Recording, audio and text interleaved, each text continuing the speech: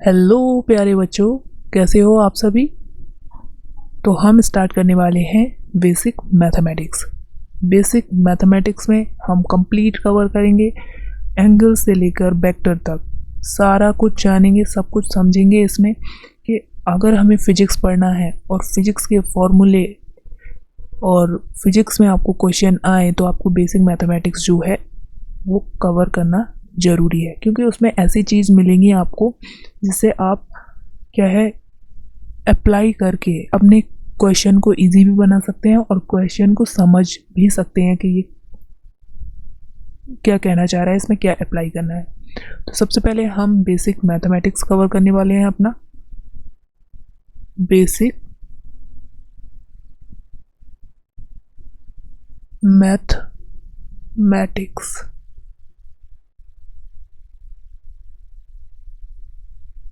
Basic mathematics,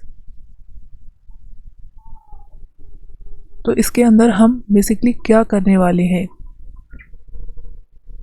उसका overview ले लेते हैं। तो सबसे पहले हम यहाँ पर एंगल को कवर करेंगे।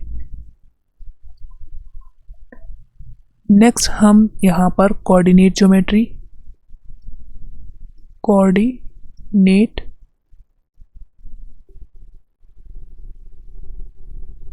ज्योमेट्री को कवर करेंगे। मैं साथ ही साथ आपको बताऊंगा कि इसकी एप्लीकेशन आपको किस चैप्टर में मिलेगी, या फिर आप जो कोऑर्डिनेट ज्योमेट्री पढ़ रहे हैं या फिर एंगल पढ़ रहे हैं उसकी ज़रूरत आपको किस चैप्टर में पढ़ने वाली है, जिससे आपको पता रहेगा कि हम वहाँ पर इसको अप्लाई कर पाएंगे। नेक्स्ट थर्ड हमें ट्रिग्नोमेट्री पढ़ना है।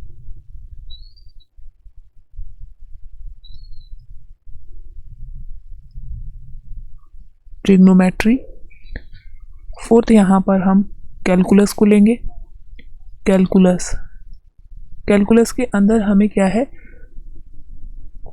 दो चीज़ों को खासकर पढ़ना है। ए डिफरेंशिएशन,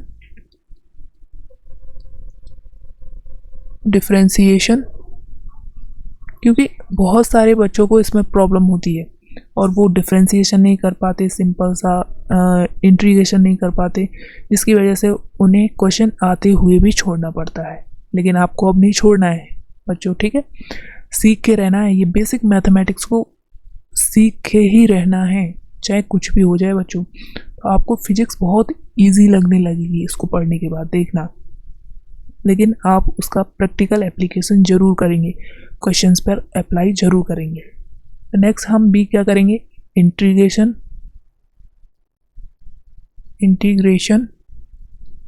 कैलकुलस के अंदर हमें दो पढ़ने हैं, differentiation and integration. Now fifth topic हम कवर करेंगे यहाँ पर ग्राफ्स का, क्योंकि ग्राफ पर बेस्ड भी क्वेश्चन आते हैं। फिफ्थ यहाँ पर हम कवर करने वाले हैं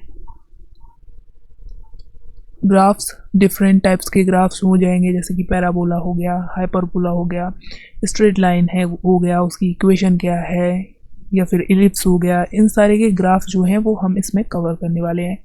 नेक्स्ट हमारा सिक्स्थ टॉपिक जो आएगा उसमें हम ज्योमेट्री के कुछ फॉर्मूले पढ़ेंगे। ज्योमेट्री के कुछ फॉर्मूले को कवर करेंगे। 7 नंबर पर हम यहाँ पर कवर करने वाले हैं लॉगरिथम के फॉर्मूले।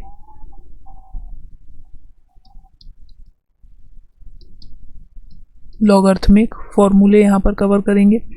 लॉग को किस तरह से हम लेते हैं, ये आपकी फिजिक्स और केमिस्ट्री में कॉमन हो जाएगा, क्योंकि लॉग को जब हम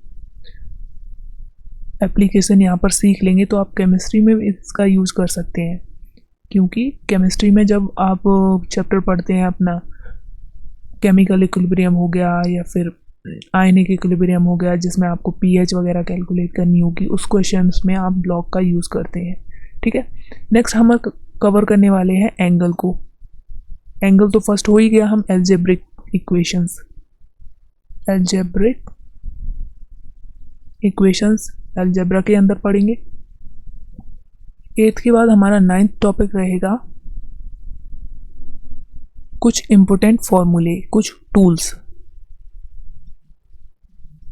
फॉर्मूला यहाँ पर कुछ इम्पोर्टेंट फार्मूला हो जाएंगे, जैसे कि क्वाड्रेटिक इक्वेशन पर बेस्ड फार्मूला हो गया। ए यहाँ पर देख लेते हैं हम, क्वाड्रेटिक इक्वेशन, ठीक है, इक्वेशन पर बेस्ड फार्मूले हो जाएंगे। बी यहाँ पर हम अर्थमेटिक प्रोग्रेशन हो गया, ज्योमेट्रिक प्रोग्रेशन हो गया, बाइनोमियल थ्योरम को किस तरह से अप्लाई करेंगे, ठीक है, इन सारी चीज़ों को हम इसमें कवर करने वाले हैं इम्पोर्टेंट फार्मूला के अंदर। तो यहाँ पर क्या हो जाएगा हमारा, arithmetic progression AP, arithmetic progression. तो आज हम ये ओवरव्यू ले रहे हैं इसका कि हम बेसिकली ये बेसिक मैथमेटिक्स है उसके अंदर क्या कवर करने वाले हैं। 1 to Z आपकी फिजिक्स में जो यूज होंगे, जो इम्पोर्टेंट है आपकी फिजिक्स के लिए, वो सब मैं इसमें कवर कराऊंगा बच्चों, ठीक है। तो लगे रहिए, शुरू से अंत तक हमारा साथ बना रहेगा। तो ए एंड बी एंड सी के अंदर हम यहाँ पर ज्योमेट्रिकल प्रोग्रेशन कर लेंगे, ज्योमेट्रिकल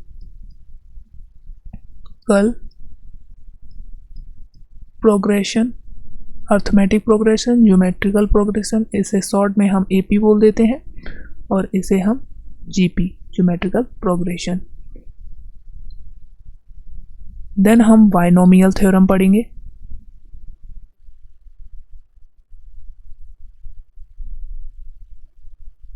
बाइनोमियल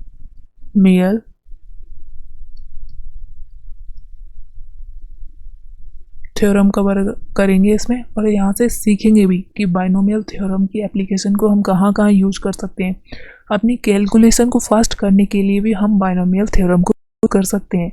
उन सब का एप्लीकेशन जो है हम इस बेसिक मैथमेटिक्स की जो लेक्चर होंगे उनमें कवर करेंगे। ओके, अर्थमेटिक प्रोग्रेशन हो गया, ज्योमेट्रिकल प्रोग्रेशन हो गया, बाइनोमियल थ्योरम हो गई, देन हम arithmetic mean, geometrical mean, arithmetic mean M,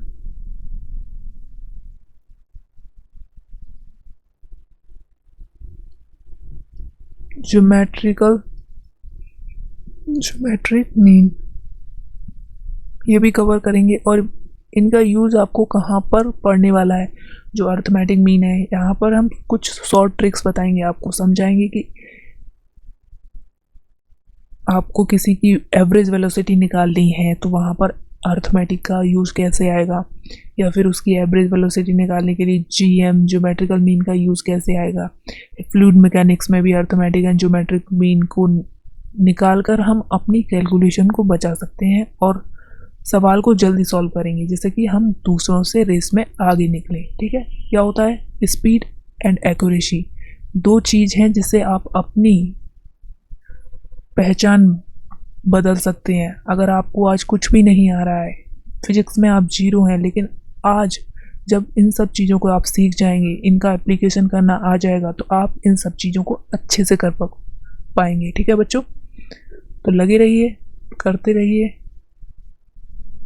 और अपनी मेहनत से अपनी ज़िंदगी बदलिए, ठीक है। तो आपको अपने पर भरोसा रखना है, आपको सब कुछ आता है, सिर्फ ज़रूरत है आपको उन चीज़ों की प्रैक्टिकल एप्लीकेशन करने का, उन चीज़ों को सही से समझने का। नेक्स्ट बच्चों, यहाँ पर हम कवर करेंगे कुछ ऐसी चीज़ें जो हमें आनी चाहिए, जैसे कि हम 10th नंबर पर यहाँ कवर कर लेंगे कुछ सिंबल्स जो फिजिक्स में यूज होते हैं, या मैथ्स के कुछ सिंबल्स होते हैं, सिंबल्स यहाँ पर कवर करेंगे। देन हम यहाँ पर स्क्वायर एंड क्यूब्स, क्योंकि इसका जो है हमारे फॉर्मूले सॉल्व, जब हम क्वेश्चन सॉल्व करेंगे उस समय हमारे क्वेश्चन में इनकी ज़रूरत पड़ने वाली है। Square, square and cube, square और क्यूब को याद करेंगे। देन हम यहाँ पर कुछ इम्पोर्टेंट डेफिनेशंस कवर कर लेंगे।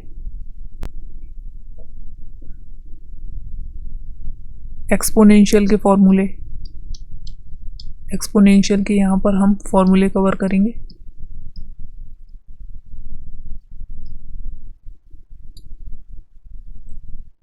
एंड नेक्स्ट हम जो है यहाँ पर वेक्टर फिनिश करेंगे। वेक्टर की एप्लीकेशन हर एक चैप्टर में मिल जाएगी आपको, ठीक है। तो मोस्ट इम्पोर्टेंट आपके लिए वेक्टर रहेगा, कैलकुलस में डिफरेंशिएशन और इंटीग्रेशन रहने वाले हैं। अब मैंने जैसे कि आपको बताया था कि इन चीज़ों का कहाँ पर आप प्रयोग करेंगे, कहाँ पर इनकी एप्लीकेशन होगी, उनको भी यहीं पर ही समझ लेते हैं हम बच्चों, जिससे कि आपको पता चल जाए जो हम पढ़ रहे हैं वो क्यों पढ़ रहे हैं, इसका मेन उद्देश्य क्या है पढ़ने का, उसको देखते हैं। तो एंगल का हम बात करें तो एंगल आप कहाँ कहाँ यूज़ कर सकते हैं।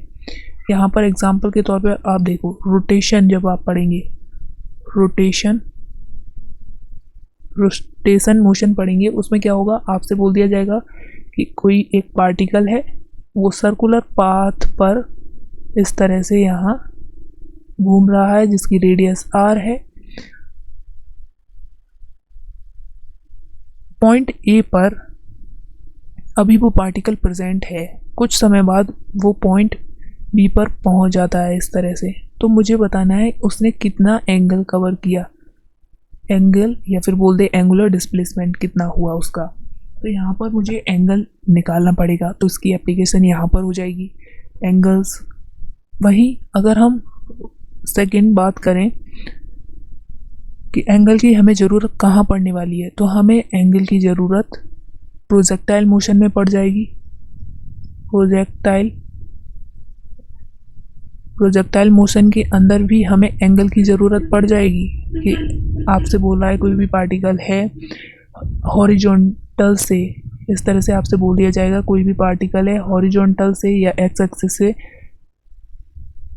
कुछ एंगल बनाता हुआ फेंका जा रहा है, ठीक है, एंगल थीटा है, वो उस थीटा एंगल को कैलकुलेट करूँ, वो एंगल क्या होगा। तो यहाँ पर भी आपको एंगल की एप्लीकेशन पड़ेगी, ज़रूरत पड़ेगी आपको। तो समझ में आया कि एंगल की ज़रूरत कहाँ कहाँ पड़ने वाली है, और हम इसको इसीलिए पढ़ रहे हैं कि हम आगे आने वाली जो प्रॉब्लम्स है उसे सॉल्व कर सकें।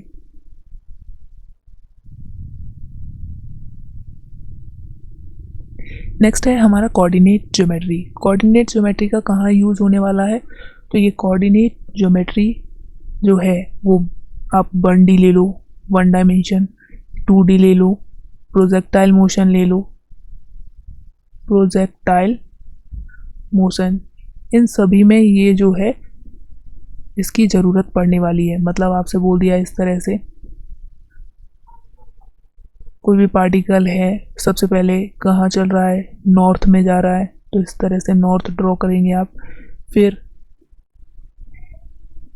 5 मीटर जो है वो साउथ में चला है, तो साउथ को नीचे की तरफ डिनोट करेंगे। ईस्ट में चल रहा है 2 किलोमीटर, 2 किलोमीटर ईस्ट, तो पूछ लेगा यहाँ पर आपसे, एंगल की एप्लीकेशन भी निकलवा लेगा क्या होगा। तो आपको ये कोऑर्डिनेट ज्योमेट्री जो है 1D हो, 2D हो, प्रोजेक्टाइल मोशन हो, इसमें इसकी ज़रूरत पड़ने वाली है। पूछ दे आपसे कि 2 पॉइंट हैं, पॉइंट A है एंड पॉइंट B है, उनके बीच की दूरी बताओ, तो वहाँ पर भी आपको कोऑर्डिनेट ज्योमेट्री की ज़रूरत पड़ने वाली है। या बोल दे कोई भी लाइन AB है, इस लाइन को कोई भी पॉइंट P है वो m⁴n में कट कर रहा है, तो उस पॉइंट P के, जो ये पॉइंट P है, उस P के कोऑर्डिनेट बताओ, x, y, यहाँ पर एप्लीकेशन हो जाएगी आपको इसकी। वहीं ट्रिग्नोमेट्री एंगल फाइंड करने के लिए, जहाँ पर आपको एंगल निकालने हैं वहाँ पर आपको ट्रिग्नोमेट्री की ज़रूरत पड़ेगी। इसके काफ़ी जो फॉर्मूले हैं, साइन a+b या sign a-b, cos a+b, cos a-b,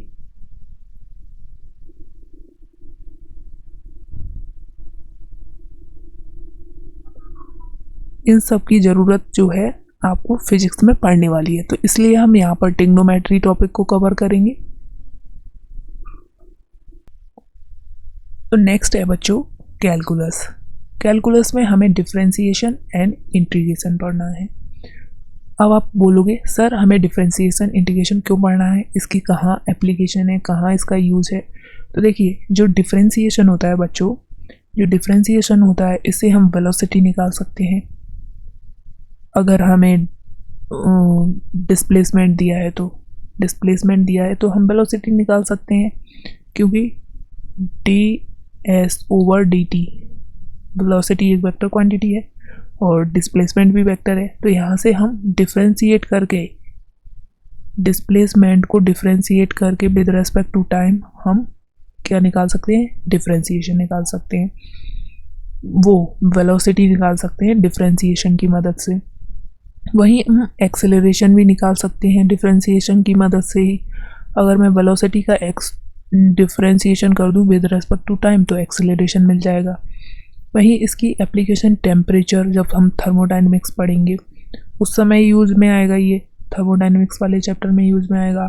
यहाँ पर आप बंडी कर रहे हैं उस समय आ जाएगा आपको इसका यूज़। 2 डायमेंशन में भी इसका आपको यूज़ मिलेगा। तो मैक्सिमम चैप्टर्स ऐसे हैं जिसमें डिफरेंशिएशन और इंटीग्रेशन जो है उसका यूज़ मिलने वाला है।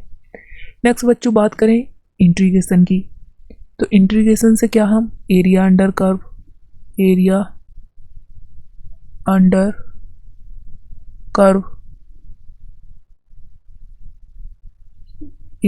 कर्व वगैरह निकालेंगे। उन क्वेश्चन में जो है इंटीग्रेशन का यूज आएगा। तो बेसिक मैथमेटिक्स के चाहे वो एंगल हो, कोऑर्डिनेट ज्योमेट्री हो, ट्रिग्नोमेट्री हो, कैलकुलस की डिफरेंशिएशन, इंटीग्रेशन हो, सबका कहीं ना कहीं पूरी फिजिक्स में आपके यूज़ होने वाला है।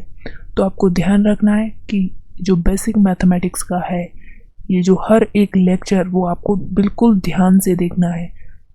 जो आपको नहीं आ रहा है उसको नोटबुक में आपको नोट ज़रूर करना है बच्चों। और इसकी प्रैक्टिकल एप्लीकेशन भी काफ़ी ज़रूरी है, बहुत ज़्यादा ज़रूरी है आपके लिए। जो फिज़िक्स को सीखना चाहते हैं, बोलते हैं कि हाँ हमें फ़िज़िक्स नहीं आती, तो उन्हें हमें सिखाना है कि हाँ फिज़िक्स बहुत सरल है और आप कर सकते हैं। नेक्स्ट ग्राफ की अगर हम बात करें तो ग्राफ्स जो हैं वो आप प्रोजेक्टाइल मोशन में भी ग्राफ बनते हैं। तो प्रोजेक्टाइल में इसका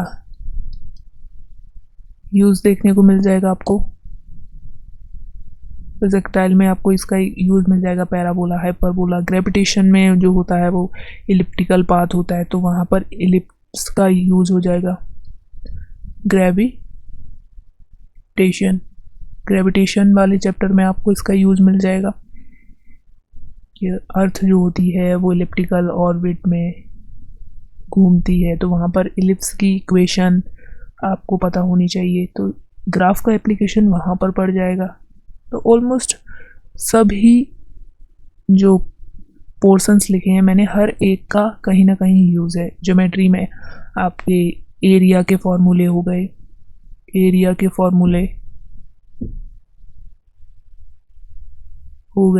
वॉल्यूम के फॉर्मूले हो गए, वॉल्यूम फार्मूला।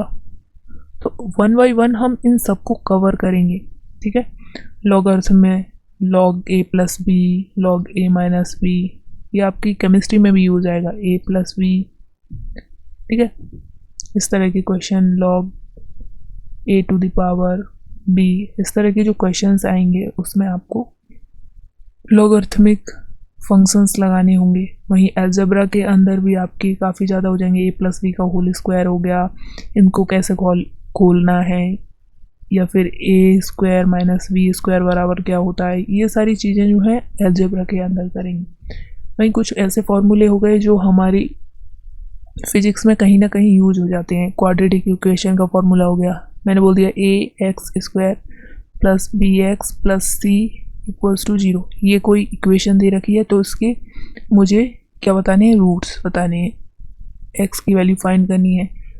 इसको निकालने के लिए हम क्वाड्रेटिक इक्वेशन पढ़ेंगे। Then arithmetic, AP GP। AP में क्या पढ़ना है, हमें देखना है कि कोई भी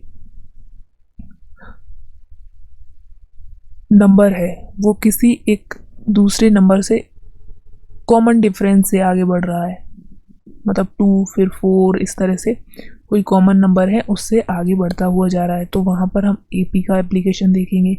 GP का भी एप्लीकेशन इसी तरह से हमें देखने को मिल जाएगा। बाइनोमियल थ्योरम्स में हम अप्रॉक्सीमेशन के बारे में, कि हम अप्रॉक्सीमेशन करके किसी का भी रूट जो है या फिर क्यूब रूट है, इन सबको कैसे फास्ट कैलकुलेट करें। उसको देखेंगे।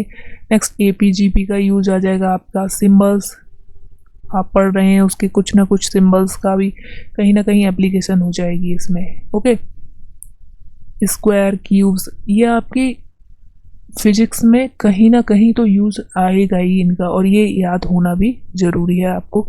तो मैंने इसमें ऑलमोस्ट सब चीज़ कवर की हैं जो आपकी फ़िज़िक्स में ज़रूरत पड़ेगी, जिनकी आपकी फ़िज़िक्स में ज़रूरत पड़ने वाली है। तो वेक्टर तो मोस्ट इम्पोर्टेंट है, वेक्टर कैलकुलस, ये जो है मोस्ट इम्पोर्टेंट टॉपिक्स हैं, आपको बिल्कुल भी नहीं छोड़ना है, बिल्कुल भी मिस नहीं करना है।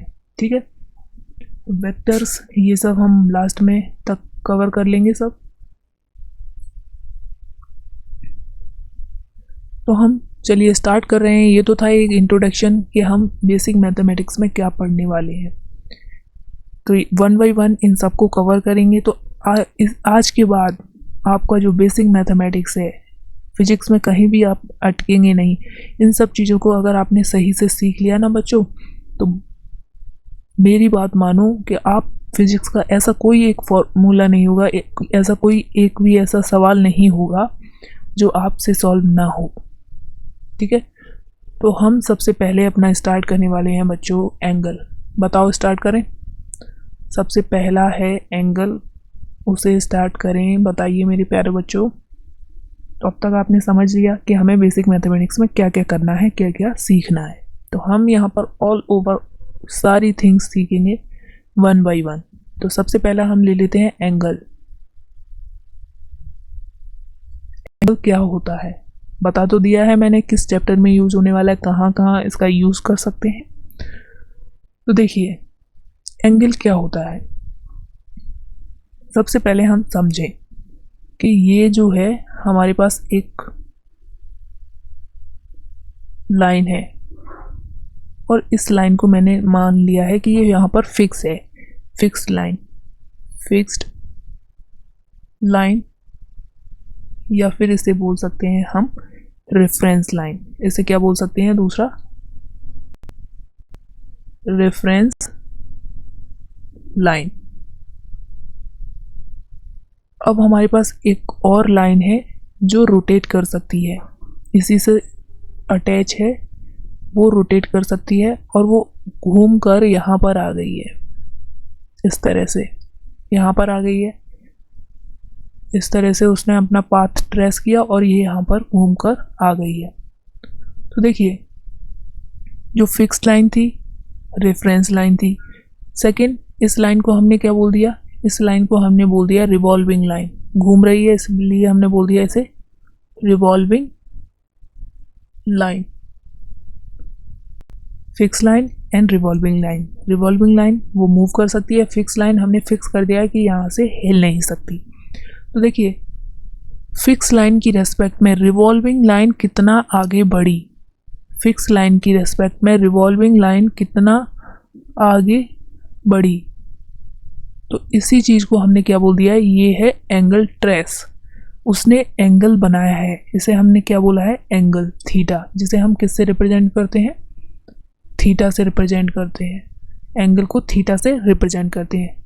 तो क्या हुआ, it is amount of rotation of revolving line with respect to fix line और रेफरेंस लाइन।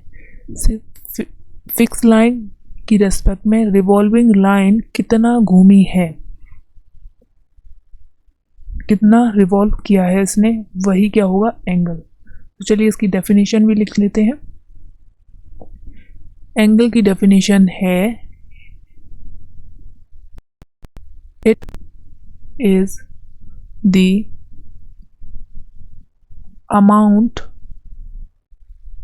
ऑफ रोटेशन, कितना रोटेट हुई है, it is the amount of rotation of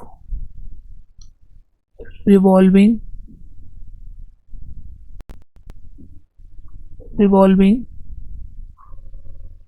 line with respect to reference line या fixed line, reference line या फिर बोले तो इसे फिक्स लाइन। जो हमने लाइन फिक्स कर दी थी उसकी रेस्पेक्ट में वो कितना घूमी है। तो इसी को हमने क्या बोल दिया है, एंगल। ठीक है, तो यहाँ पर समझ में आया कि एंगल क्या है, it is the amount of rotation of the revolving line with respect to the fix line और रेफरेंस लाइन। तो ये तो हो गया एंगल। इसे रिप्रेजेंट कैसे करते हैं, इसे हम रिप्रेजेंट करते हैं थीटा से।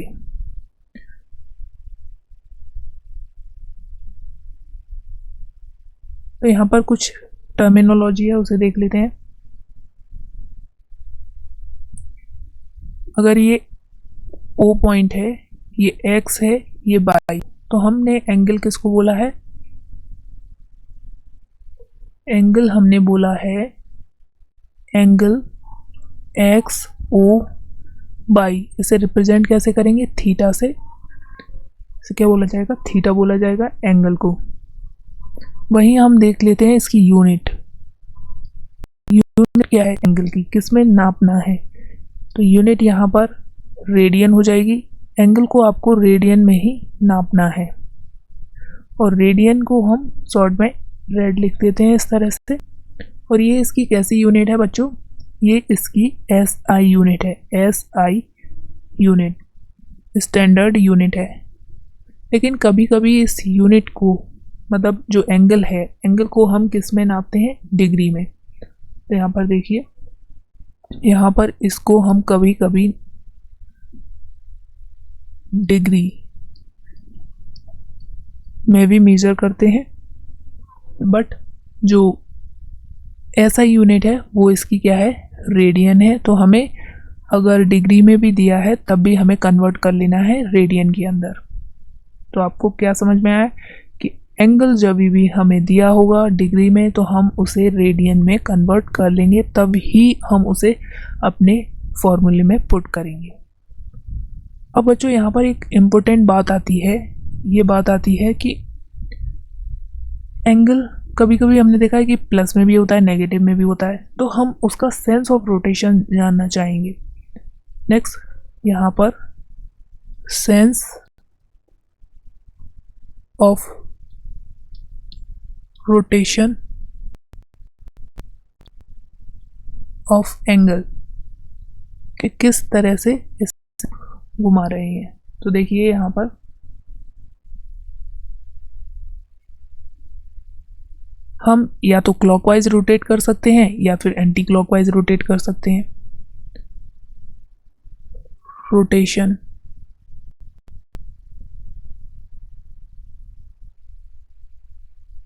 पहली बात, हम इसे क्लॉकवाइज कर सकते हैं या एंटी क्लॉकवाइज।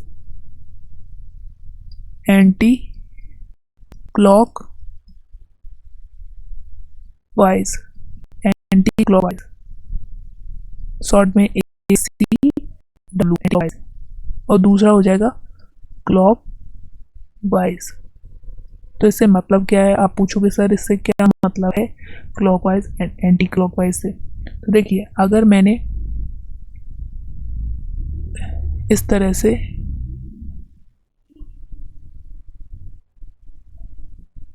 ये एंगल लिया और इस तरह से मेजर किया, जो इस डायरेक्शन को इंडिकेट कर रहा है, इस तरफ इंडिकेट कर रहा है, तो ये क्या हो जाएगी, एंटी क्लॉकवाइज डायरेक्शन। लेकिन अगर मैंने इसी को इस तरह से न लेकर ऐसे लिया,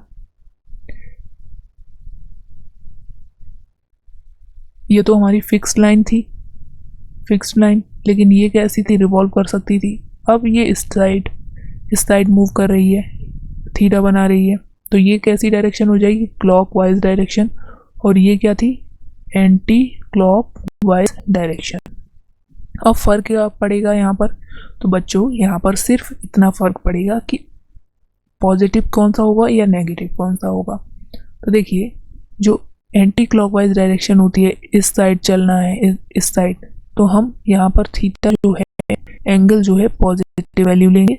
और अगर वो क्लॉकवाइज डायरेक्शन है, इस साइड, इस तरफ से देखो, इस तरह से इंडिकेट किया जाता है, तो ये कैसी हो जाएगी, नेगेटिव हो जाएगी। सिर्फ इस बात का फ़र्क पड़ता है कि आप क्लॉकवाइज मूव कर रहे हैं या फिर एंटी क्लॉकवाइज मूव कर रहे हैं। तो सेंस ऑफ रोटेशन समझ में आया अब तक, बताओ सभी बच्चों, सेंस ऑफ रोटेशन आपको समझ में आया क्या। एंटी क्लॉकवाइज होगा तो पॉजिटिव और क्लॉकवाइज होगा तो नेगेटिव लेना है। नेक्स्ट, अभी मैंने आपको बताया था कि जो एंगल होता है हम उसे दो तरह से, दो यूनिट्स में मेजर कर सकते हैं, या तो वो रेडियन होगा या फिर डिग्री में। लेकिन हमें रखनी क्या, कौन सी वैल्यू है, एसआई यूनिट की। एसआई यूनिट क्या होती है, रेडियन होती है, ठीक है। लेकिन हमें समझना दोनों है, डिग्री क्या है और रेडियन क्या है। तो देखिए, रोटेशन मेजरमेंट कैसे होता है। रोटेशन मेजर किस तरह से होगा, एक तो आपका रेडियन हो जाएगा और दूसरा हो जाएगा डिग्री। पहला रेडियन और दूसरा हो जाएगा डिग्री में। पहला रोटेशन, दूसरा हो जाएगा आपका डिग्री के अंदर। तो जो रोटेशन में हम मेजरमेंट कर रहे होते हैं सर्कुलर पाथ में,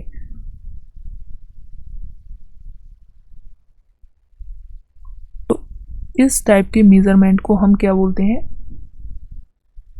सर्कुलर सिस्टम। ये रोटेशन वाला जो होता है, रेडियन वाला, ये किस में काम करता है, सर्कुलर सिस्टम के अंदर।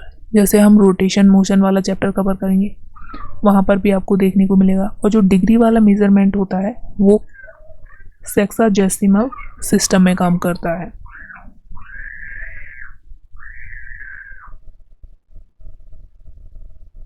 Sexagesimal system, sexagesimal system. तो देखिए यहाँ पर क्या होता है, जब हम रेडियन में मेजरमेंट करते हैं तो कुछ इस तरह से, कोई भी ये लाइन है इस तरह से, ये हमने फिक्स्ड कर दी थी, फिक्स्ड लाइन है, और ये सर्कुलर पाथ कवर करती हुई, जैसे एक सर्कुलर पाथ जो है वो कवर कर रही है, रिवॉल्विंग लाइन इस तरह से चारों तरफ, और ये एक सर्कल का फॉर्मेशन कर रही है, ठीक है। यहाँ आपको दिख रहा होगा ये सर्कल का फॉर्मेशन कर रही है यहाँ से। तो ये जो दूरी है जो फिक्स लाइन की है, रिवॉल्विंग लाइन की है, इसे हमने मान लो कह दिया क्या है, ये रेडियस है, सर्कल की रेडियस है, जिसका ये सर्कल बना रही है उसकी रेडियस है। ये पॉइंट ए है, ये पॉइंट बी है। तो यहाँ से यहाँ तक कवर एंगल क्या हो गया, थीटा हो गया। जितना भी ये फर्स्ट पॉइंट से लेके रोटेट करके बी पॉइंट पर पहुंची है उसे क्या बोल दिया हमने, थीटा। थीटा क्या हो गया, एंगल। तो हम इसकी डेफिनेशन कैसे देंगे कि 1 रेडियन क्या होगा, तो angle subtended at a centre by an arc. ये क्या हो गया, एक आर्क हो गया, जो ये आपको दिख रहा है ए बी। ए बी क्या हो गया, आर्क, यहाँ पर ए बी आर्क हो गया। इस आर्क के द्वारा इसके सेंटर पर जितना भी एंगल जो है वो सबटेंड हुआ है बाय रिवॉल्विंग लाइन, ये जो है रोटेटरी लाइन है, रिवॉल्विंग लाइन है, उसके द्वारा of a circle having equal length और radius is equals to 1 radian. तो यहाँ पर हमने 1 रेडियन की डेफिनेशन समझी। 1 रेडियन बराबर क्या हो गया, अगर हमारी जो रेडियस है, यहाँ देखो ये जो रेडियस है, रेडियस और ये जो आर्क बनाया जा रहा है ए बी आर्क, अगर दोनों की लेंथ बराबर हो जाए तो थीटा जो होगा वो 1 रेडियन के बराबर होगा। थीटा जो होगा वो 1 रेडियन के बराबर होगा। तो यहीं पर देखो बच्चों, यहाँ पर एक फॉर्मूला निकल कर आता है, theta equals to arc upon radius. Theta equals to arc upon radius. Theta equals to arc upon radius. जो ये थीटा इस रिवॉल्विंग लाइन के द्वारा बनाया गया है वो कितना होगा, तो आर्क यहाँ पर क्या हो जाएगा, ए बी अपॉन रेडियस इसकी कितनी है, आर। अगर मैं 1 रेडियन लिखना चाहता हूँ, जैसे कि मैंने ऊपर बताया बच्चों आपको 1 रेडियन, तो यहाँ पर जो आर्क है उसकी लेंथ अगर आर है और जो रेडियस है उसकी भी आर है, तो R upon R equals to क्या आ जाएगा 1। ये किसके बराबर होगा? 1 रेडियन के बराबर। अगर मैं आर्क की लेंथ और रेडियस की लेंथ जो है सेम कर दूं तो ये क्या हो जाएगा? 1 रेडियन। वही मैंने दूसरा सिस्टम लिया था सेक्साडेसिमल सिस्टम, उसके अंदर हम डिग्री में नापते हैं। तो इसको भी देख लेते हैं, समझते हैं कि ये क्या कहना चाह रहा है। बताओ अब तक समझ में आया सबको? क्लियर है सब कुछ? बताओ बच्चों, अब तक सब क्लियर है एंगल के अंदर?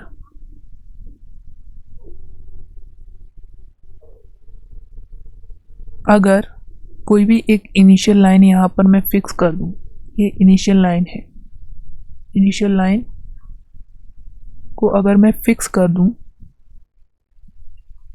और ये लाइन जो है रिवॉल्व करके इस तरह से घूम के यहाँ से इसने रोटेट करना स्टार्ट किया और वापस वहीं पर आ गई है, मतलब ये कितना 360 डिग्री जो है इसने एंगल कवर किया है यहाँ पर।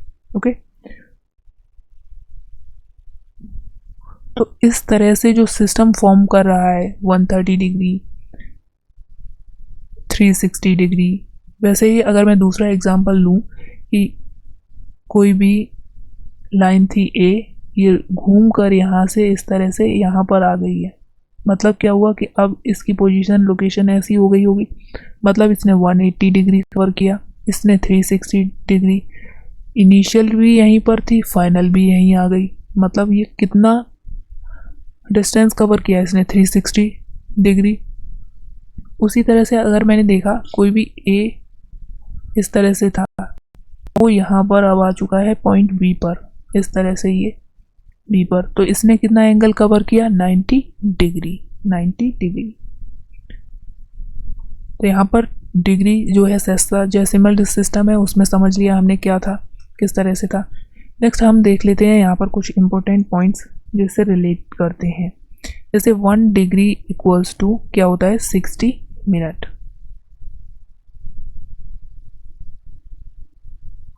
1 डिग्री इक्वल्स टू क्या होता है बच्चों? 60 मिनट। मिनट को इस तरह से रिप्रेजेंट किया जाता है। वहीं 1 मिनट इक्वल्स टू क्या होता है? 60 सेकेंड। सेकेंड को हम डबल डैश से रिप्रेजेंट कर देते हैं यहाँ पर।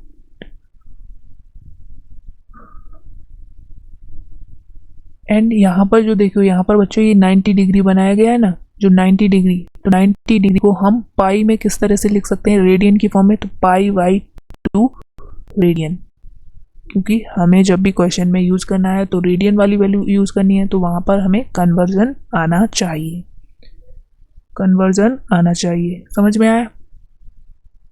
तो देखो अब तक हमने क्या कवर कर लिया, सब कुछ समझ में आया होगा बच्चों? कमेंट करके बताओ समझ में आया आपको? तो देखिए एंगल क्या है? It is the amount of rotation of the revolving line with respect to reference line और फिक्स लाइन। फिक्स लाइन की रेस्पेक्ट में रिवॉल्विंग लाइन कितना घूमी है, इसी अमाउंट ऑफ रोटेशन को हमने क्या बोला? एंगल बोला। एंगल को किस तरह से रिप्रेजेंट किया जाता है, इसकी क्या यूनिट होती है, इसकी ऐसा यूनिट क्या है? रेडियन है, ये जाना। फिर सेंस ऑफ रोटेशन में हमने समझा कि क्लॉकवाइज अगर हम मूव करेंगे तो एंगल पॉजिटिव होगा, एंटी क्लॉकवाइज अगर हम मूव करेंगे तो कैसा होगा? एंगल जो होगा नेगेटिव होगा। फिर हमने 2 मेजरमेंट के तरीके देखे कि एक तो रेडियन होता है, दूसरा जो होता है वो डिग्री होता है। रेडियन क्या होता है और डिग्री क्या होता है वो समझा। फिर हमने एक फॉर्मूला यहाँ पर देखा, theta equals to arc upon radius, theta equals to arc upon radius. बताओ अब तक समझ में आया सबको? तो चलो यहाँ पर एक क्वेश्चन कर लेते हैं इसी फॉर्मूले पर based, theta equals to arc upon radius पर। ठीक है, फिर आगे चलेंगे। यहाँ पर हमें एक क्वेश्चन गिवन है बच्चों। क्वेश्चन कह रहा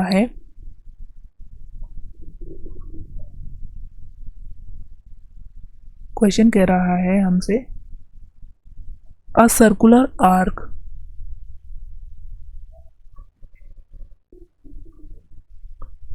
a circular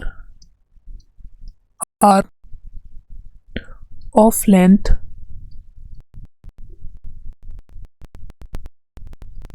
पाई सेंटीमीटर। एक सर्कुलर आर्क है जिसकी लेंथ कितनी है, पाई centimetre. Find angle subtend find the angle subtended by it at the center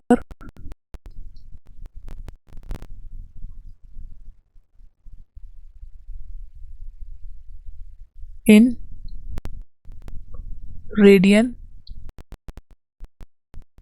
आपको रेडियन में बताना है।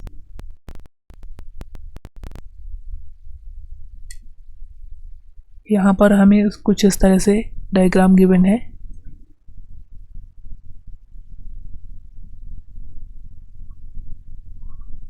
ये इस तरह से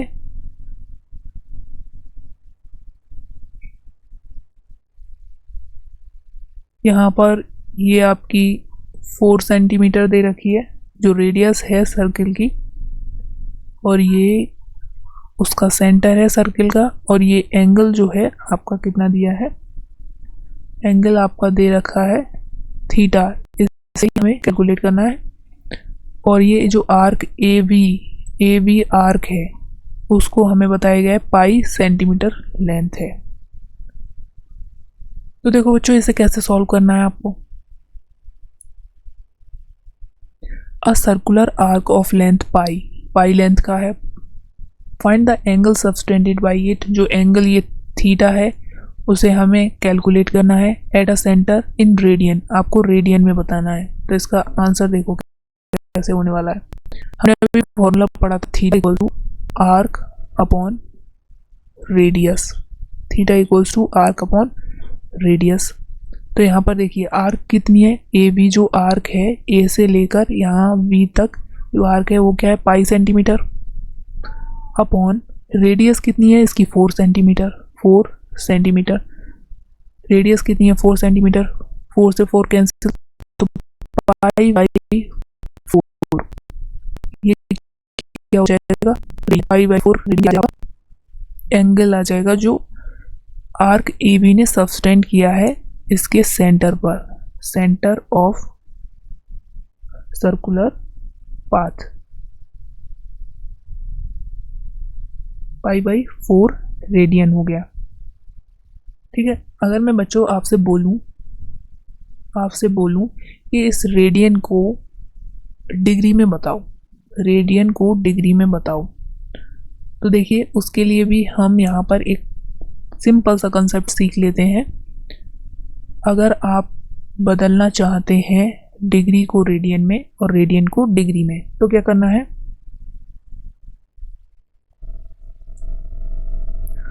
सिंपल आपको यहाँ पर एक बात का याद रखना है। क्या याद रखना है, तो यहाँ पर हम एक टॉपिक डाल लेते हैं, मतलब एक नोट बना के लिख लेते हैं, how to convert radian to degree and degree into radian. How to convert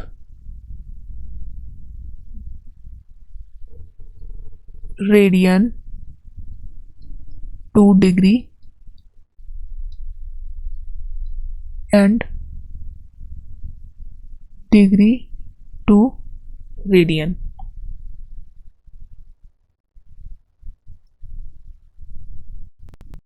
How to convert degree to radian and radian to degree। Number 1, अगर हमें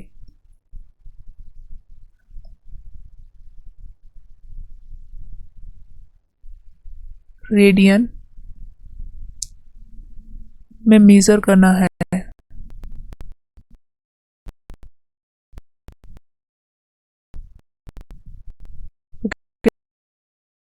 करेंगे पाई बाई 180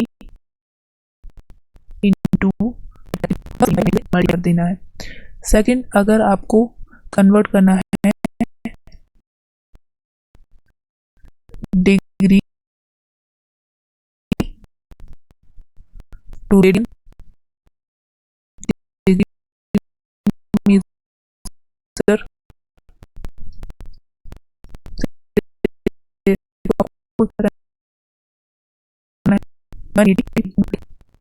पूछ रहा है कि इसे रेडियन में कन्वर्ट करो, तो क्या करना है 180 बाई पाई बाई 180 से डिग्री वाली वैल्यू में मल्टीप्लाई कर देना है। अगर आपसे पूछ रहा है डिग्री में कन्वर्ट करो तो 180 बाई पाई से रेडियन वाली वैल्यू में मल्टीप्लाई कर देना है, तो आपका कन्वर्जन हो जाएगा। मोस्टली हमें कौन सा रेडियन वाला चाहिए होता है, क्योंकि जो हम ऐसा यूनिट में रेडियन ही रखते हैं, तो हम अपने सवालों में रेडियन वाली वैल्यू ही कंसीडर करेंगे।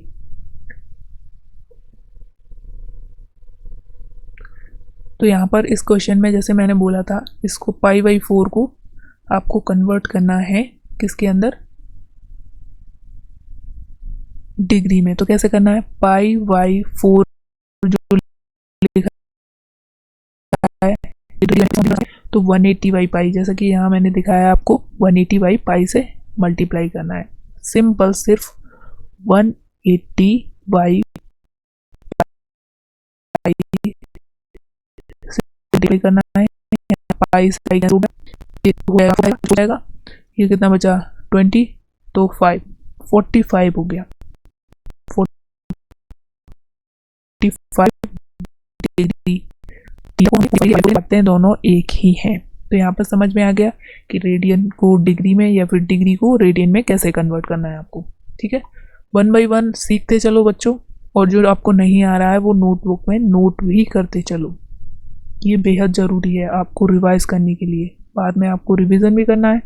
ठीक है, तो रिवीजन करने के लिए आपको क्या करना है, सबसे पहले लिखना पड़ेगा, लिखेंगे तभी तो कुछ आएगा।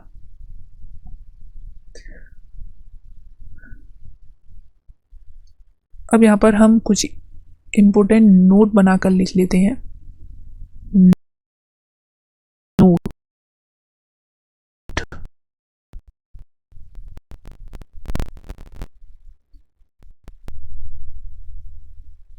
देखिए 2 पाई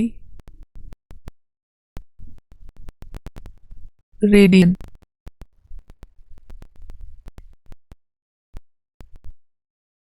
2 पाई रेडियन जो क्या होगा 360 डिग्री, रेडियन में अगर पाई होगा तो इसका हाफ कर देंगे, पाई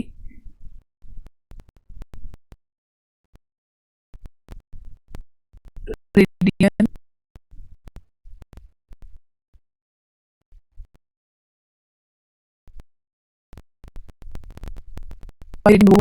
जीरो 180 डिग्री के बराबर।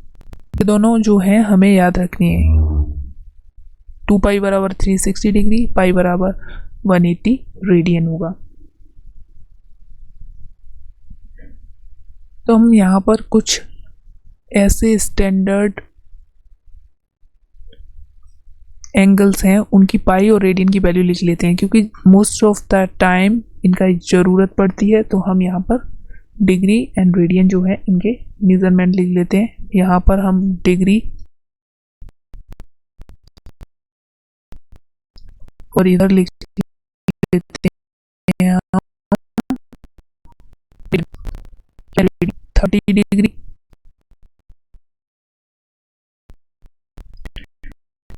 45 डिग्री, 60, 270 एंड 360 डिग्री। तो अब हम इसे रेडियन में कैसे लिखेंगे, तो इसे मोस्टली बच्चे क्या करते हैं, लर्न कर लेते हैं, क्योंकि मोस्ट ऑफ द टाइम इसका यूज होता है, तो हम इसे याद कर लेंगे, वही बेटर रहेगा। या फिर तुरंत आप डिग्री से रेडियन, रेडियन से डिग्री में कन्वर्ट कर सकते हैं, जो मैंने अभी आपको यहाँ पर बताया 180 बाई पाई या पाई बाई 180 से। तो ये जाएगा पाई बाई 6,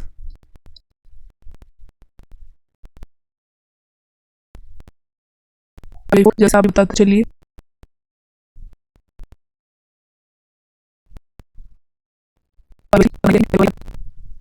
80 को 180 को पाई, 270 को 3 पाई बाई 2 एंड 360 को हम क्या लिखेंगे 2 पाई। मैंने यहाँ पर आप इनको याद रखेंगे तो बेटर है, वरना आप तुरंत के तुरंत यहाँ पर कैलकुलेट भी कर सकते हैं। तो ये तो था ऑल अबाउट हमारा एंगल के बारे में कि एंगल क्या होता है, किस तरह से रिप्रेजेंट किया जाता है एंगल को, ठीक है। उसका सेंस ऑफ रोटेशन क्या होता है, एंटी क्लॉकवाइज या क्लॉकवाइज क्या होगा। फिर रोटेशनल सिस्टम में हमने देखा कि सर्कुलर में रेडियन डिग्री किस तरह से किया जाता है। फिर theta equals to arc upon radius एक फार्मूला सीखा हमने, theta equals to arc upon radius फार्मूले से हमने बेस्ड क्वेश्चन भी किया। Then how to convert radian to degree and degree to radian, radian को डिग्री में और डिग्री को रेडियन में किस तरह से कन्वर्ट करेंगे, ये सब सीखा। फिर हमने सीखा 2 पाई बराबर क्या होगा, पाई रेडियन बराबर कितना होगा, ये सब जो है हमने यहाँ पर सीखा है एंगल के अंदर। चाहो तो चलो एक और क्वेश्चन कर लो, बताओ एक क्वेश्चन करें, एक और क्वेश्चन करें बच्चों। तो चलो यहाँ पर एक और क्वेश्चन कर लेते हैं।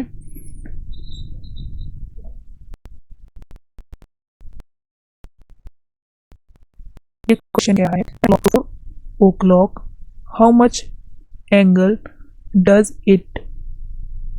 It's minute and hour needle makes. क्या बोला है कि एक क्लॉक है when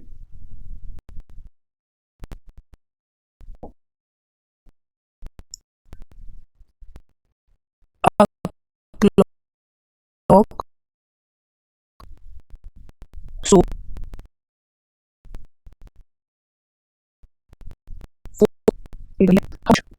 how much angle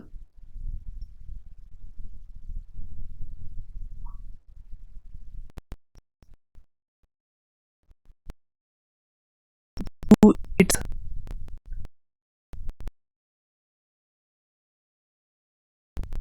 minute and or needle make। तो देखो इसे डायग्राम से समझते हैं।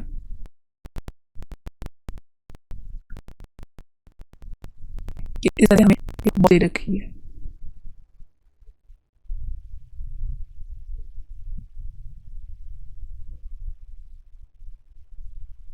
ठीक है।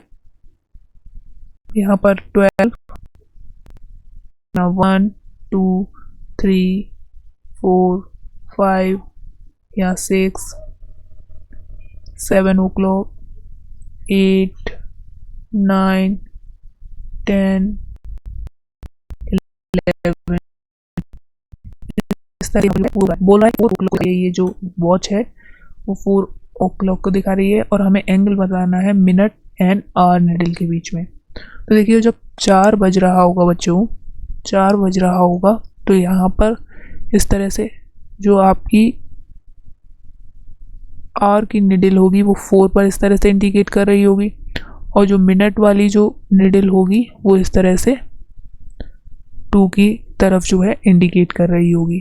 तो यहाँ से यहाँ तक बनने वाला जो एंगल है ये देखिए इस तरह से, ये वाला जो एंगल है थीटा बन रहा है, उस थीटा को आपको कैलकुलेट करना है।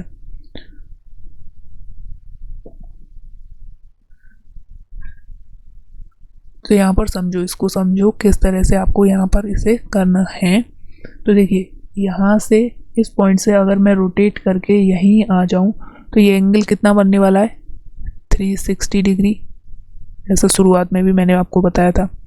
अगर मैं इस पॉइंट से चला और यहीं पर आ गया तो एंगल कितना हुआ 360 डिग्री, मतलब 12 आवर्स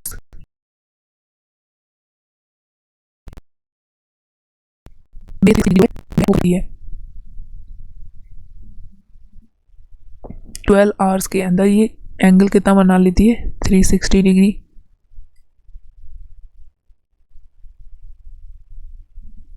वही ये 1 आवर के अंदर कितना बताइए,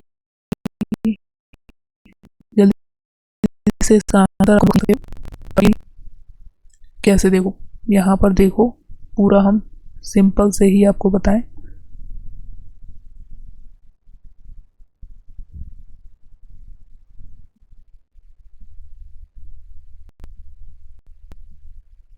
थ्री 360